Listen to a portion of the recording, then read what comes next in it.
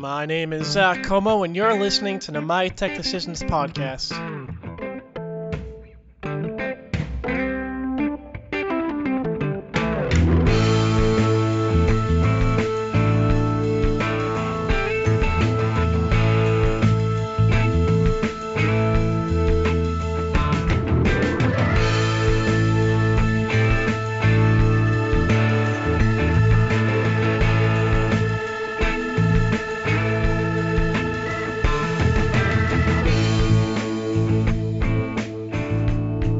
Folks, welcome back to the My TechDecisions Podcast. Like I said, my name is Zach, and I'm your host. Today's episode is about the digital signage industry and how new products are being designed to fit very specific use cases and help IT professionals better manage and deliver content. To talk about this is Ben Hardy, a senior product manager at Sharp NEC Display Solutions. Ben and I talk about how digital signage is evolving to meet the demands of the market and how the company's new MultiSync message series of displays can give organizations the flexibility they need when it comes to digital displays. Before we get to Ben, here's a quick reminder that the My TechDecisions Podcast is available on iTunes and the Google Play Store.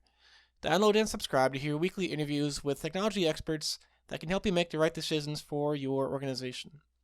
And now, here's Ben Hardy. Sounds good. Ben, how has the digital signage market evolved over the last few years? Oh, man. That's a big question. So digital signage market as a whole, it's really changed a lot based on, I think, application mainly. We've found that just through market data, through research and stuff like that, there's really become a separation in between like what is considered more of a presentation type of device and what is considered more so a public display. And obviously those kind of presentation corporate based devices are going to be different and they're going to be designed differently. They're going to have different applications, different target markets and stuff like that for really what solution they're trying to provide to whoever the customer is. Corporate based or presentation based displays. I mean, that's like, a front room presentation device, control room type of screens, educational products, huddle spaces, interactive boardrooms, stuff like that. Whereas public displays, you can sort of dig a bit deeper there and talk about when a screen is used for advertising purposes, for example. So when it's used as a form of visual marketing communication to promote or sell a product. Retail branding, sales boards in restaurants, stuff like that. Or kind of another step, side step would be if it's used for entertainment purposes.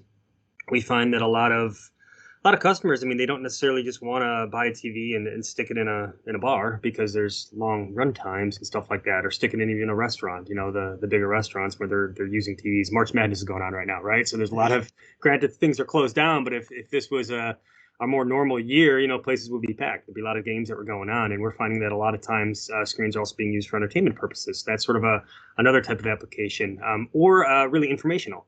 So when a display is used to kind of deliver certain types of critical content. So think of like an airport. Think of command and control.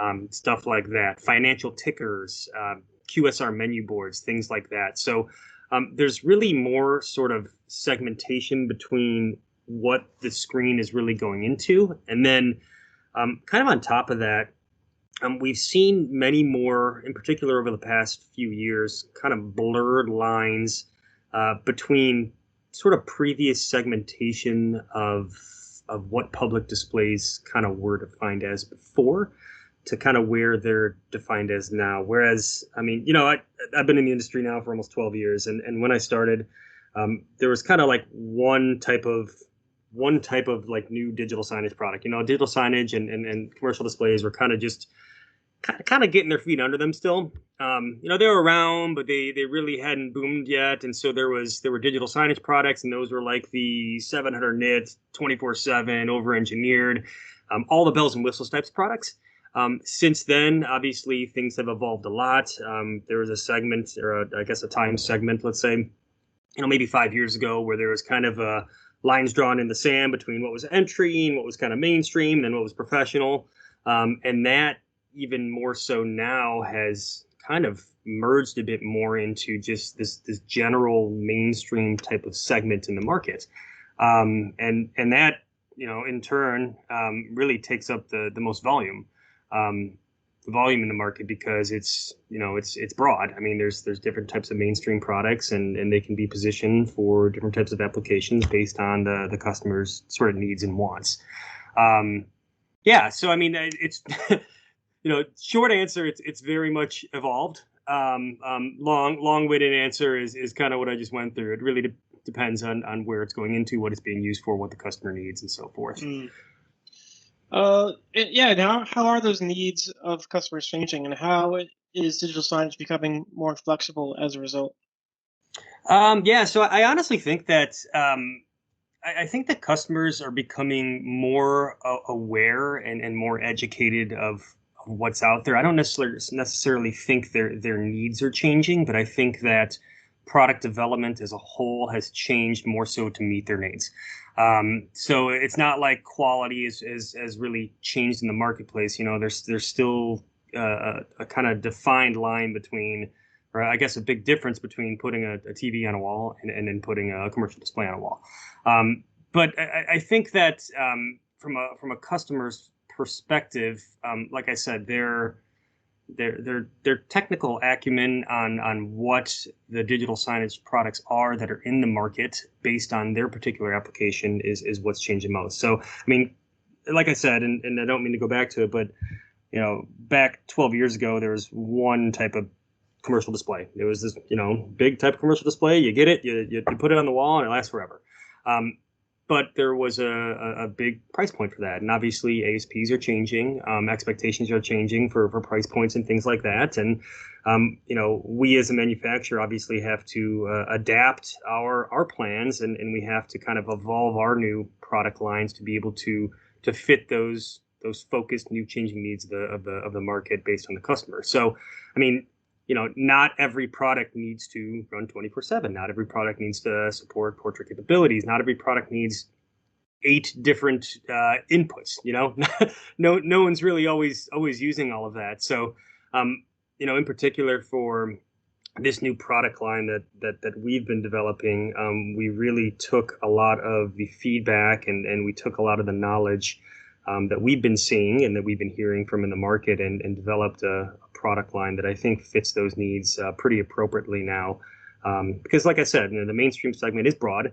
And so what we've gone ahead and done is we've kind of created a more so tiered type of approach where, if you need checkbox A, B, and C, then this product's good. If you need checkbox A, B, C, and D, then you're gonna have to go to this product. And if you need more than that, we got another product for that too. So, I don't know if customer needs have really changed. I think customers are getting more clever. I think that they're finding new ways to display content.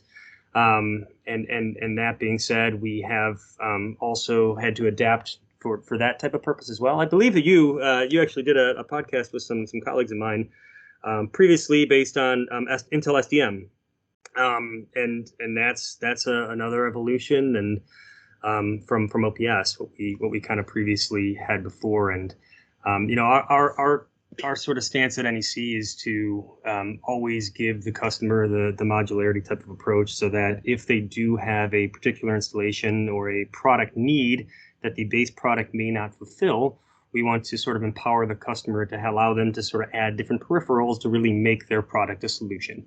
And that's kind of, I'm not going to dig into SDM. I know you've talked about that ad nauseum with some of my colleagues, but that's kind of the basis of that as well.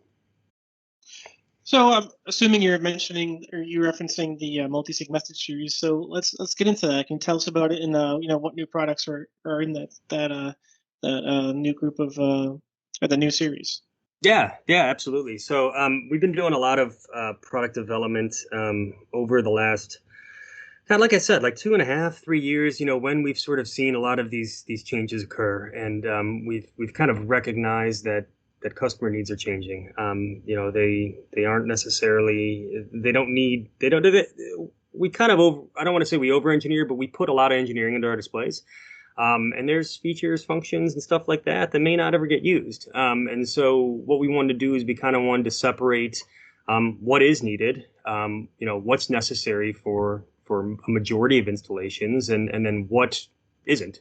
And so we wanted to focus on really what the customer needs most, what's most important to them, and then we wanted to build a series of products kind of around that. And so what we've ended up with now is, like I said before, a kind of a tiered product approach in what we're calling the message series, but really encapsulates that mainstream type of segment that I talked about before. And that's going to be the ME series, which is kind of the message series essential.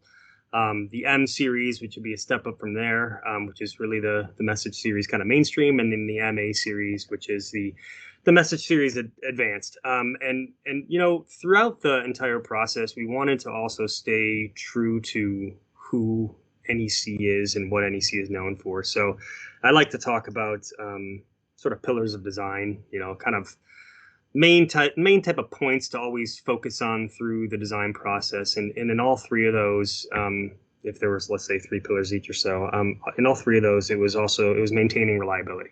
So maintaining the reliability that NEC is known for, while also for the ME series, making sure it's cost conscious and commercial, and check some boxes that are really necessary, like full external control and portrait orientation and full metal chassis and stuff like that. Whereas the M series, that reliability, of course, is something to maintain, but that's where it gets a bit more professional. That's where you need to have like 24/7 capabilities or high haze panels. That's a thing that's high haze is more of a, it's like when the display panel has more of a matte type of finish.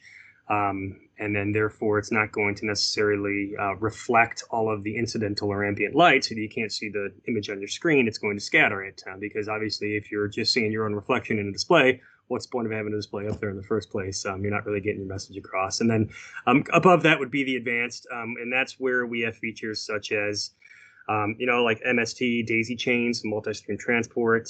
We have 8K support through this line. They're all 4K products. We have 8K support through this line through DP 1.4, HDMI daisy chain, multi-picture mode, which means that you can have multiple simultaneous images on the display at once. So we're kind of you can have sort of a quad type of display type of thing going in there if you have a command and control application or something like that. But that's more of the advanced, professional, and reliable, again, I would say, for those types of pillars of design. So we wanted to maintain, like I said, that reliability, and then kind of give almost a step up and step down approach. And then the customer themselves could kind of pick and choose based on, what their needs are.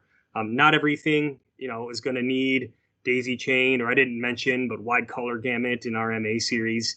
Not everybody is going to need what we have is called our Spectre View engine, which is basically our color critical. It's our color critical chipset that's within the product that allows ultimate adjustability. Like, not everyone needs that, and so we don't need to put that in every product. And so that's kind of what that's for. Not everyone needs 24/7, and that's sort of that middle tier if they do, but they don't need all the bells and whistles. Some people just want a screen on the wall. They want to be able to schedule it. They want to be able to control it. They want to be able to talk to it from an external location, and they want it to stay up and to look good. That's where that low end would be. So, that's really the message series. Kind of taking a step back. I mean, they're all. I kind of talked a bit more positioning there, but they're all 4K products, really 43-inch up to 65-inch for the M and the M series, 43-inch up to 55-inch for the MA series. All of them can do landscape portrait. All of them have full external control system compatibility. All have full metal chassis. So it gives them more of that sort of robust, true commercial type of feel, as opposed to some, cheaper composite or PVC type of build or something like that. The M series and the MA series are 24/7. They have the integrated fans. So we have, our lifeblood is really to make sure that your NEC products on the wall are going to stay how they're going to maintain, and they're going to keep the image that you want up there for a long period of time. So we do have integrated temperature sensors that are really connected to thermodynamic fans, and that's an automatic type of process in the M and the MA series. If a product were to ever get a little bit too hot, you can have the screens automatically send out an email to IT director, whoever it is that's managing the network.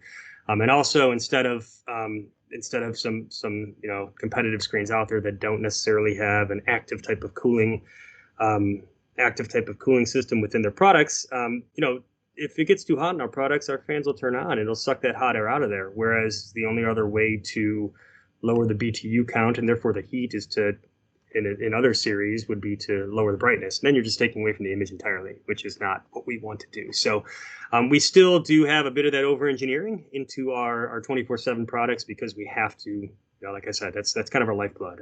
That's that reliability right there. Sorry about that. Something used. All right.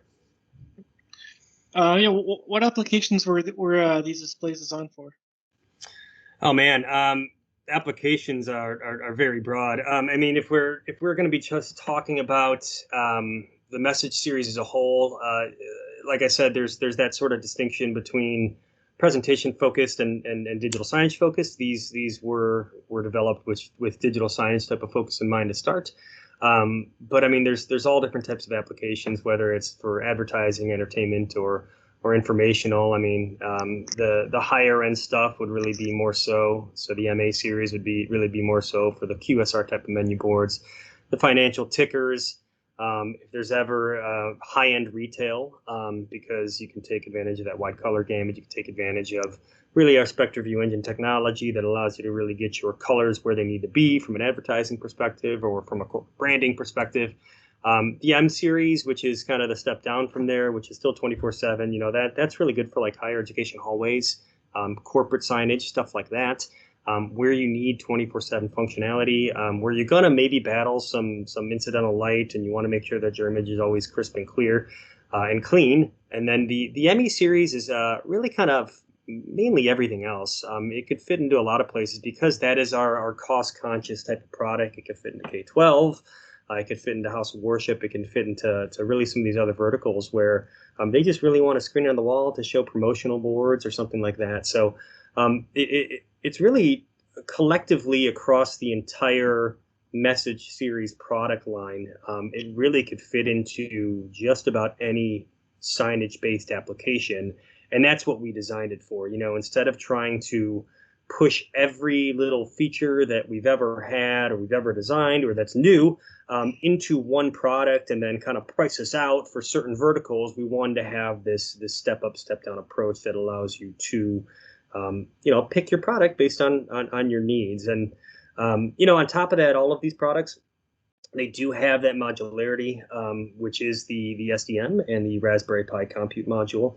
So there's a kind of clever type of electrical mechanical design where we have a slot on the side of each of the units where you can house either an SDMS and a Raspberry Pi compute module, or kind of take out the middle piece there and you could put an SDML there. So we do give you that modularity for each of the product lines then in case you want to incorporate, any of the Intel-based PCs or anything like that are in that SDM form factor, SDI, HDBaseT, ATSC, NTSC tuner.